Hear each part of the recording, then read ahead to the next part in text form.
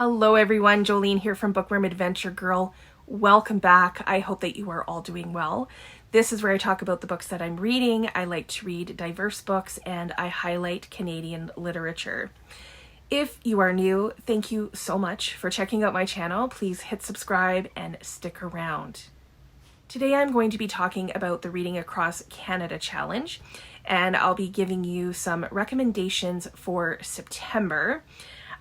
If you don't know what the Reading Across Canada Challenge is, not to worry, I will explain that very quickly. It is a reading challenge that encourages people to read Canadian literature, CanLit as we like to call it, to read Canadian authors, Canadian stories. So this year, every month has a specific prompt that you can follow, but really you can do the challenge however it works for you. There is no challenge police. So some people try to read a book for each province and territory. As long as you're reading Canadian books and Canadian literature, you are in the challenge. So I will leave links below to all of the videos with more information, to the playlist, to the introductory video that has more details, and to the prompt sheet that has all of the prompts. And then the challenge is also set up on Storygraph. A huge thanks to Just Bean Reads for that. So you can check it out there and keep track of the books that you've already read for the challenge or that you still want to read for the challenge as well. One of the events that is popular on BookTube in September is Shorty September. And it's a wonderful opportunity to read those shorter books that you have sitting on your shelf. I always find that it helps me get through a lot of books. So the prompt for September is to read a Canadian book less than 200 pages. And there are a number of ways to do this. For example, many poetry books are less than 200 pages, so you can get some poetry read. You could choose to read a novella or a short story. But today I have 15 suggestions for you, all novels. But of course, this is not an exhaustive list. There are a lot of options out there. And I'm going to start with the books with the fewest pages and work my way to the books with the most pages. I just realized that I forgot to grab the first book on the list, but I'll put a picture up. And it is called Dear Sir, I Intend to Burn Your Book, An Anatomy of a Book Burning. This is by Lawrence Hill.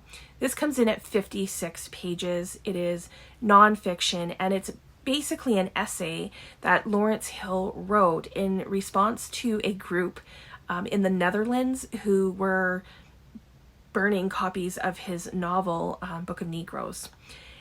And it's more than just an emotional response, to this group, but it's an interesting essay on censorship in general, which of course is a really hot topic these days. Next up at 86 pages is Midnight Sweatlodge by Waubgeshig Rice. This is about people who are gathering for a sweat at a sweat lodge. And this is written in, I think it's in 4 parts, if I remember correctly, each part focusing on a different person at the sweat. And it gives glimpses into their lives and where they need compassion and healing. At 95 pages, I have Indigiqueerness, a conversation about storytelling by Joshua Whitehead. I think this book is really good if you have already read some of Joshua Whitehead's work and if you're familiar with his writing. And I say that because the conversation is about his writing, his characters, and his stories. So this book would also be good if you are looking for something for the BookTube event Framed in September. This is an event that really encourages people to read at least one book about art. And in this case, I would think that this book would qualify because it includes photographs and collages and just various forms of art.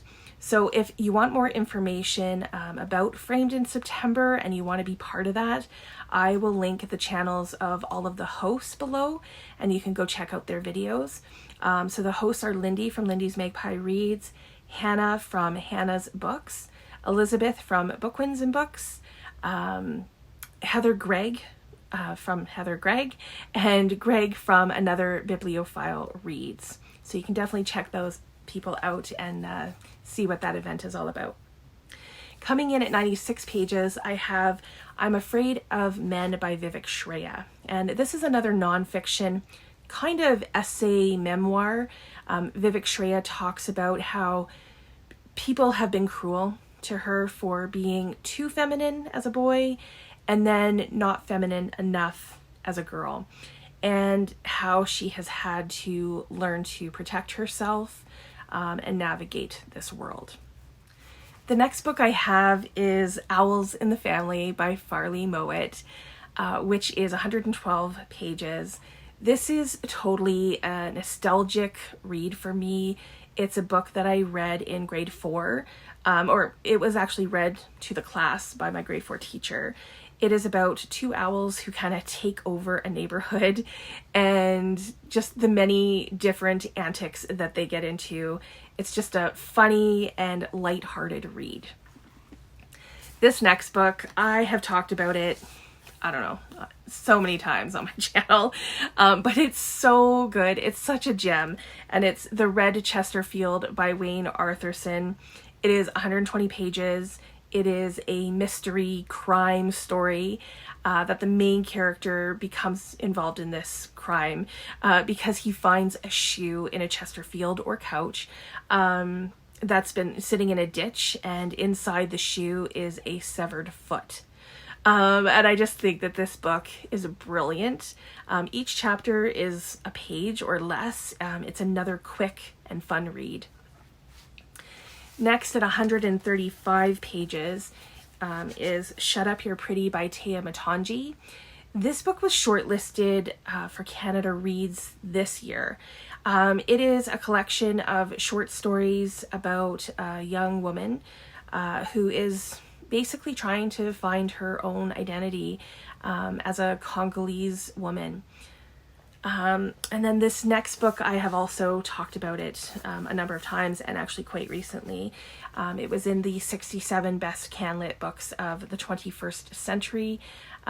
Lindy from Lindy's Magpie Reads and I did that project. And then Lindy also talked about it when she goes through the 20 French-Canadian books that were submitted for that project, for the Best CanLit project. So I will leave those videos linked below, and please go and check them out. So the book that I'm talking about is Rue by Kim Thuy. This is translated from the French by Sheila Fischman. And this is 144 pages. This book made it into the 67 best CanLit books of the 21st century. As I said, I am always saying that the writing in this is gorgeous and unlike anything else that I've read. The story follows a young girl as she immigrates from Saigon to Canada with her family, and then follows her into life as an adult. The next book is another nonfiction. Actually, the next 3 books are nonfiction. First is 21 Things You May Not Know About the Indian Act, and this is by Bob Joseph. This is 160 pages, and although I did find this to be a bit dry in some places, the content is very important, and it will give a much better understanding of exactly what the Indian Act is and why it remains problematic today. At 162 pages is Voice, Writing with Deafness by Adam Pottle. I think actually all of Adam's novels are less than 200 pages, so he's worth checking out. But this is his memoir, and in this he focuses on how being deaf has influenced his writing. Coming in at 170 pages is My Conversation with Canadians by Lee Maracle. This is really a collection of essays in which Lee Maracle takes a theme, or really a question that she's been asked while on book tours, and then she reflects on those questions. Some of the topics are reconciliation, citizenship, segregation, and prejudice, but many more as well. So next up we go back to fiction for 15 Dogs by Alexis. This is 171 pages. This is also a book that made it into the 67 best Canlit books of the 21st century. This is a very mythological and philosophical book. It looks at the question of, what would happen if animals had the same consciousness and intelligence as human beings. And it explores, what this would look like in 15 different dogs. So another book that I don't really hear too much about anymore, and that is Mouth to Mouth by Antoine Wilson. This is 179 pages, and this first came on my radar when it was longlisted, or maybe it was shortlisted. I can't remember, but for the Giller a couple of years ago. And this is a very character-driven novel. It's about a man who meets a former classmate at an airport, and they begin talking. And the guy shares basically his life story and how he saved a man from drowning and how that has influenced his entire life. So I really liked this one. It was an easy read, but it's one that I wouldn't mind actually rereading because I think I would get more out of it on a reread. Next at 192 pages is Brother by David Cherry Andy, another book that made the 67 best Canlit books of the 21st century. This is about Michael and Francis, who are brothers, and they are immigrants from Trinidad. They both have different dreams for their lives, and this is just a powerful little book that packs a punch and a lot of emotion as well. And then the final book that I have to recommend is How to Pronounce Knife by Suvan Kamthemavongsa. This is also 192 pages, and this is one of my all-time favorite short story collections ever. It won the Giller a few years ago, and these are stories of different cultures trying to, find belonging and just fitting in when everything around you is foreign. I still think of some of these stories from time to time. Absolutely love this book. So hopefully you can find something on this list that interests you, or maybe you have already found, some other books that you're interested in. You have other recommendations. Please let us know what books that are less than 200 pages that you would add to this list. What book or books are you planning on reading in September for either this prompt or Shorty September? I look forward to chatting with you in the comments. As always, thank you so much for watching. I hope you enjoy the rest of your day, and don't forget to make every day an adventure.